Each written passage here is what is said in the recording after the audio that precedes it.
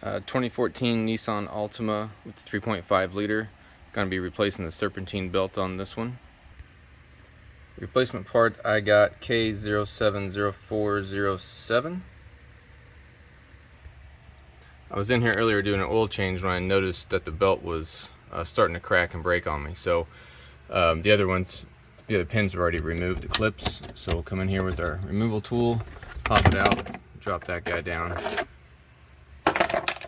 Then we're also going to take off this panel because there's no sense in fighting it when we can just remove this out of the way. So there's a few clips up here to remove, just a couple, and then we'll just pull this section back, and then under here there's some screws we got to remove. We'll just use the drill and unscrew those.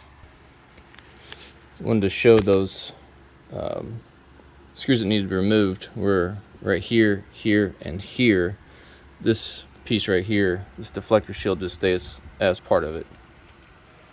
We've got the one clip underneath right here, need to pull out. Gets that loose.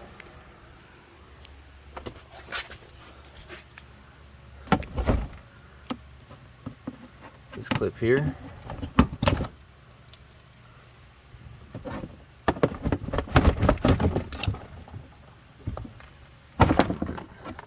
This clip up here.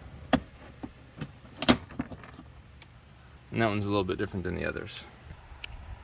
So we'll just take that and pull it back out of the way so we can access the belt and pulley from the inside real nice. Now we're going to try to do this. So a 3/8 drive ratchet going counterclockwise to loosen that. Watch your fingers as it comes back. It's going to notate how it went around the alternator, the crankshaft pulley, air conditioning unit, and it slides right out like that. And we'll put the new guy in.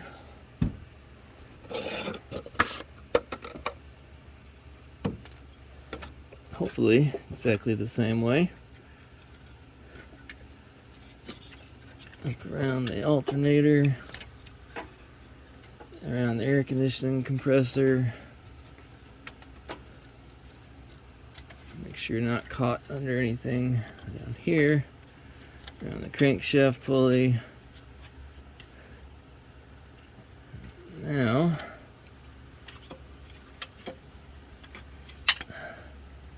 this is the reality part of it being complicated.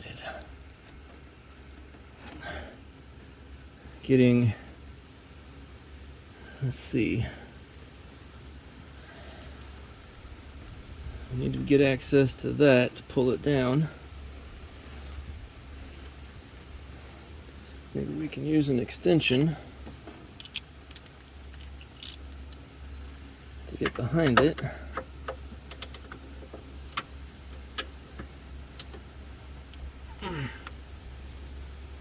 Nope. What we might be able to do is plug that for a minute.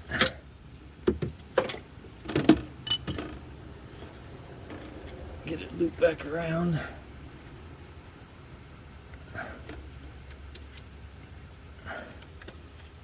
It is being a turd, but it's a new belt also.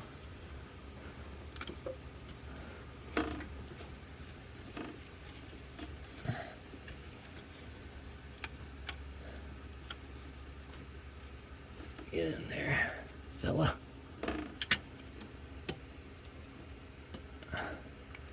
You could have an extra set of hands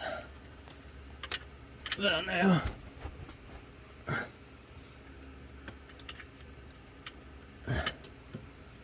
Okay, let's get it up there first.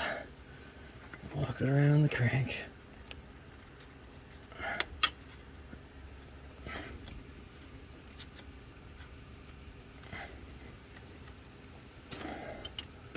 See if we can get this to go just a little bit more. Pull that out of the way. Make sure it's on all the pulleys. Boom. Done. I'll also notate that this is the tensioner pulley that this rod is hitting, and the lines lined up right now is with the new belt showing on this first one. The old belt I just removed, the line on the right here on the block side was even with the middle line of the tensioner pulley, so that's how much slack was off. But so we're now back at full tension. The service manual does have the routing for the 2.5 and the 3.5 in the owner's manual, so you can reference that if you need to. So putting it back together would just be the reverse, putting all this stuff back around, buttoning it up. That original service belt, get it out of the sun, and this is 180,000 miles, and it still mostly looks good, but right there where I was doing the oil change, you could see the cracks start to show on it, and I drive a lot, so didn't want it failing.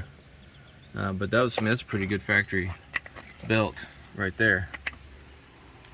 So it'll all just go back in order of reverse.